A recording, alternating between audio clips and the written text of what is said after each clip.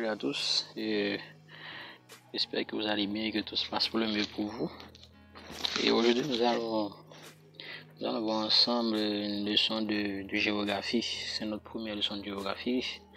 Dans le livre, c'est le thème 4.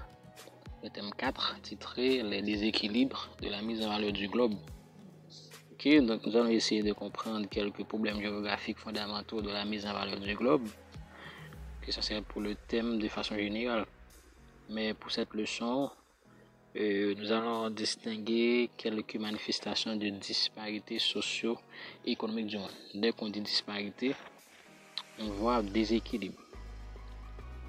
Et les problèmes qui se posent dans la mise en valeur, qui dit mise en valeur, l'expression mise en valeur, c'est exploiter.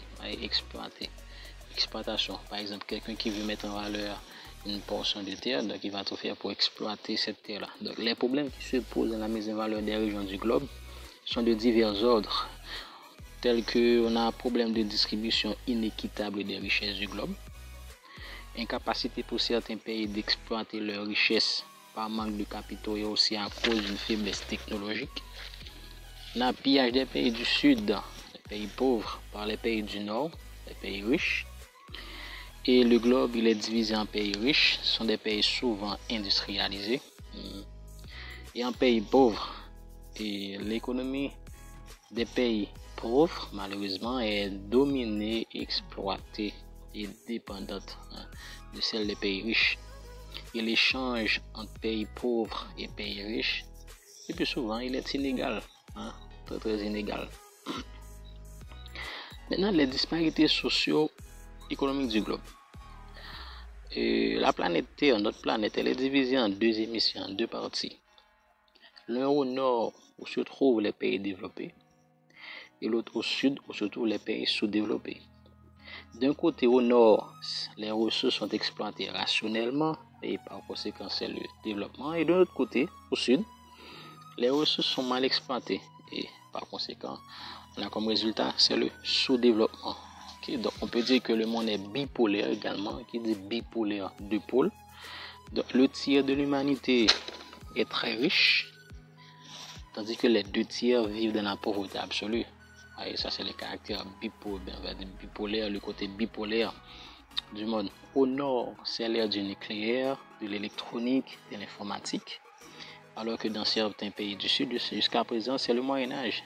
C'est une situation pré-industrielle jusqu'à présent. Si nous prenons par exemple Haïti, dans le domaine de l'agriculture, jusqu'à présent, c'est le Moyen-Âge. Nous sommes en train, nous utilisons de nos jours des outils archaïques comme roues, serpents, des chars, etc.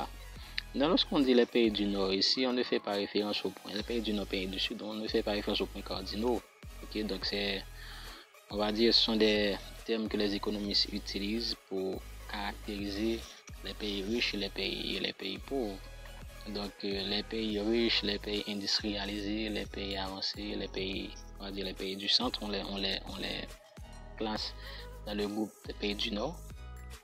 Alors que les pays sous-développés, les pays en voie de développement, les pays moins avancés, les pays de la périphérie, donc on les classe, on va dire, dans le groupe des pays du Sud.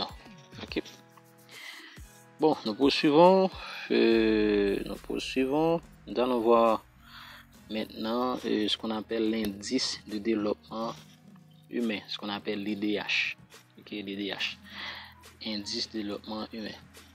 Comme définition, indicateur, l'indicateur de développement humain est un instrument qui permet de mesurer le développement plus que la croissance économique des pays en intégrant des indicateurs qualitatifs. Donc, ce qui explique l'IDH n'est pas là pour mesurer, on va dire, la croissance économique seulement, la croissance économique seulement d'un pays. En salle de classe, on verra le classement de l'IDH par exemple. Et l'IDH, cet outil, il est créé par NUD qui signifie Programme des Nations Unies pour le développement. Mais depuis sa création, dans le classement de l'IDH, c'est la Norvège qui est toujours en tête. Au niveau économique, la Norvège n'est pas plus avancée que les États-Unis. C'est parce que avec l'IDH, on mesure, on va dire, le côté bien-être social du pays. Okay? C'est pourquoi on dit en intégrant des indicateurs qualitatifs. quantitatif. Et l'IDH se présente comme un nombre sans unité, compris entre 0 et 1.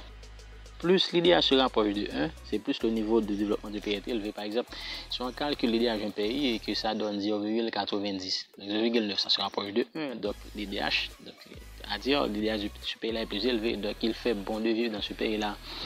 Mais si nous avons un pays, par exemple, où l'IDH est 0,4, donc c'est faible. Donc au moins là on aura une idée on va dire de la qualité de vie de ce pays là, hein. Ok, j'espère que vous avez compris. Et nous allons voir rapidement les caractéristiques de l'IDH. L'indicateur de développement humain IDH a comme objectif de mesurer le niveau de développement des pays. Okay. Deuxième caractéristique, l'IDH ne fait pas référence uniquement à des données quantitatives comme PIB ou comme PNB par habitant, mais aussi à des données qualitatives. Par exemple, l'espérance de vie à la naissance, le niveau d'éducation, et le niveau d'instruction. Donc, ce sont des données qualitatives. L'IDH fait également des données plus qualitatives, je viens de vous le dire, comme l'espérance de vie à la naissance et le niveau d'éducation, par exemple. Donc, c'est un indicateur qui fait la synthèse des trois séries de données. L'espérance de vie à la naissance, qui donne une idée de l'état sanitaire de la population du pays. Le niveau d'instruction, mesuré par la durée moyenne de scolarisation et le taux d'alphabétisation. Et enfin, le PIB réel par habitant.